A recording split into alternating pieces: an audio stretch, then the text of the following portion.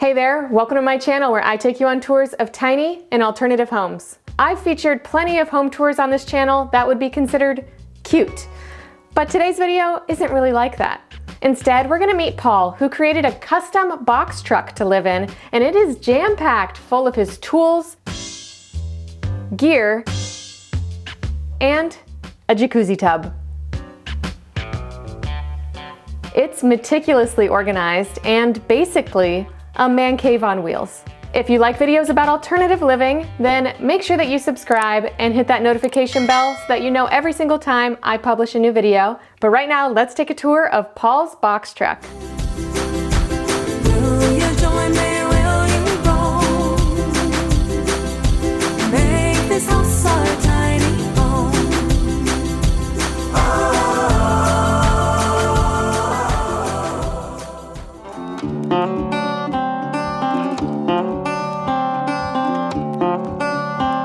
I like a basic shape of a box because with a box, everything fits. All the walls are flat, the corners are square. It's just easier to carry out any dream that you have in.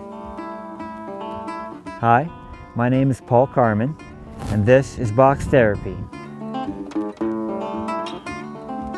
I purchased this vehicle in 2018, the chassis. I thought, I'm going to leave Pennsylvania, I may never come back, and somehow or another, I have to survive. I have to keep working. I knew a lot about how to fix stuff because my father taught me how to fix everything and how to build and such. And that's what I ended up doing. This box was built for the purpose of carrying tools. I cut out pieces of paper to scale. I drew up, okay, this is my drill press, this is my planer. I started laying them out on paper, and all that stuff I listed and much more is in this RV.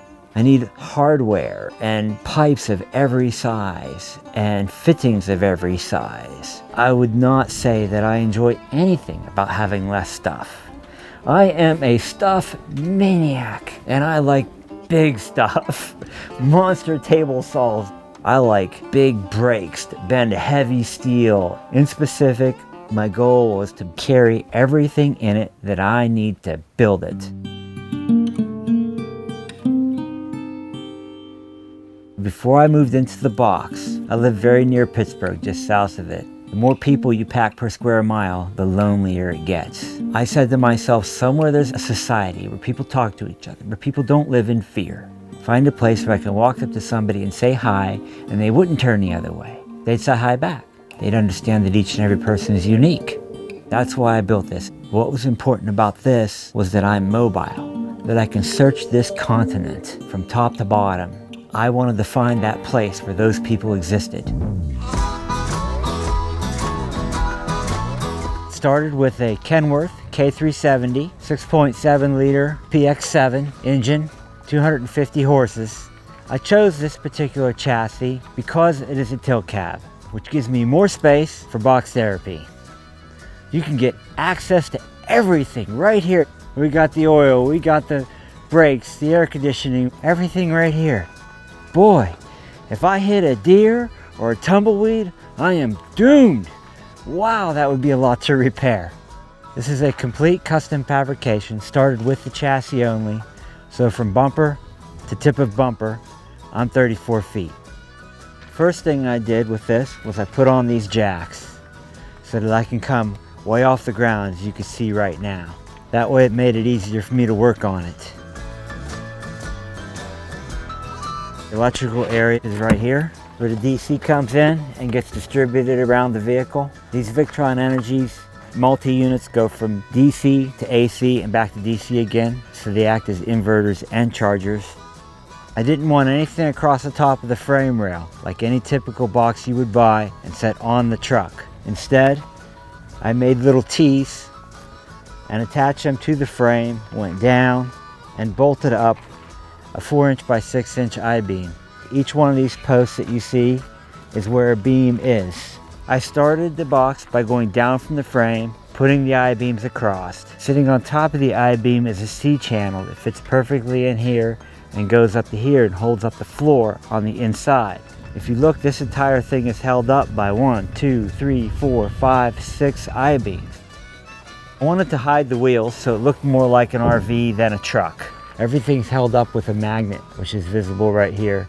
These bottom compartments go all the way through underneath the frame. The rear lights, as many as possible. Please don't rear end me.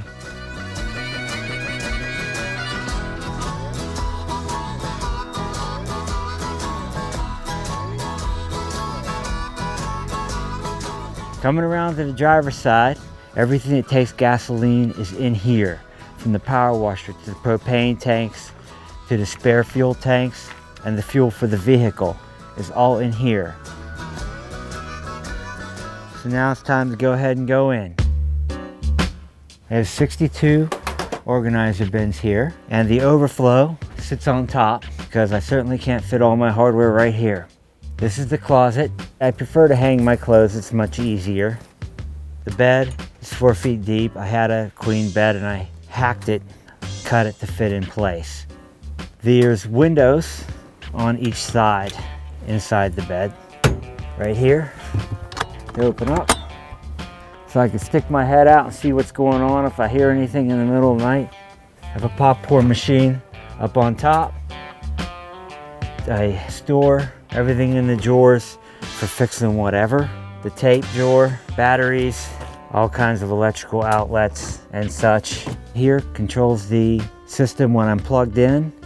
My generator can generate 50 amps, so that's its current limit.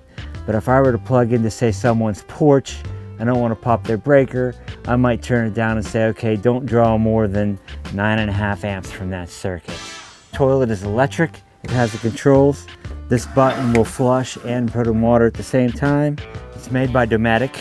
I really like this toilet. The main cabinetry is all toolboxes. It works very well. I like the way it looks, especially for what I do, since most of everything is tools and materials, and it locks so that when I drive down the road, my drawers don't open up. The ceiling inside dimension is 8 foot 1/4 inch. But what I really like is I can stretch as far as possible and not touch the ceiling. That way, when I get up in the morning, I can loosen these old bones. This bathtub was one of my original requirements, must-have tub to keep my back loose.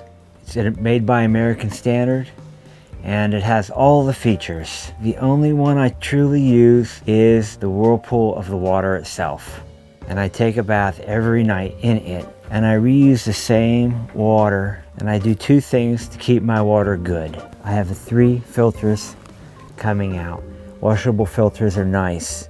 I bury them in the filter housing in Clorox and in bleach to clean the filters. It's cheaper than replacing them. I also use chlorine in the water, just enough so there's a really light smell so that I know it's present. I also have pull strips here to test the water because I want to make sure that I don't create a growing situation in my gray water tank. The gray water issue is how I operate. I filter it again on the way out. I have no freshwater tank. I drink fresh water out of jugs. It's a walk-in tub. It takes 55 gallons of water to fill up.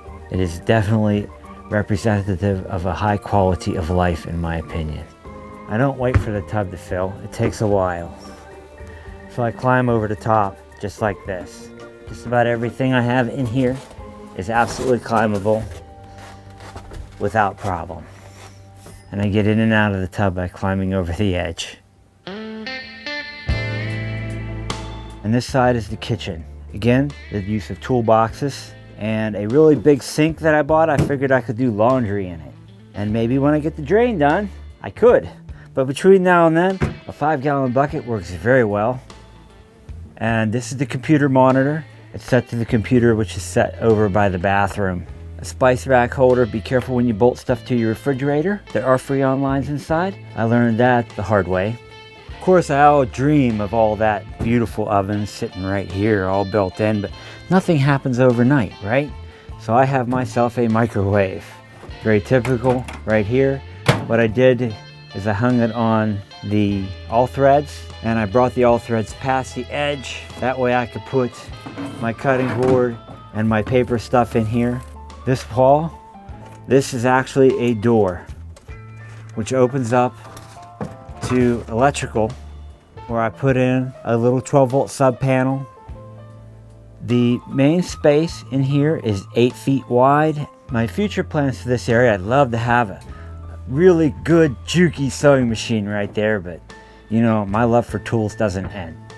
I don't carry as many ladders as I used to, but a man must have a ladder in order to play, because climbing is fun. So I'll probably leave the holder for one ladder there, without a doubt. This is a 1 horsepower 20-inch drill press, and it means business. The bike hitches forward, and then this will tilt. That allows me to get to the crank to crank it around. It mounts to the wall. I have a strap here. If I undo that strap, the tool will come out, and it's bolted into the main struts that define the frame. A 6-inch seriously heavy vise. This is a Type 1 12-inch DeWalt chop saw. Below that is a table saw. The floor opens up completely from end to end, and it reveals the long stuff, the super long stuff. I could put something in here up to 24 feet long. This was definitely all thought out before the construction began.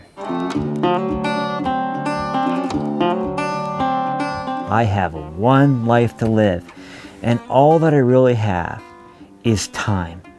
Living on the road has changed my lifestyle tremendously.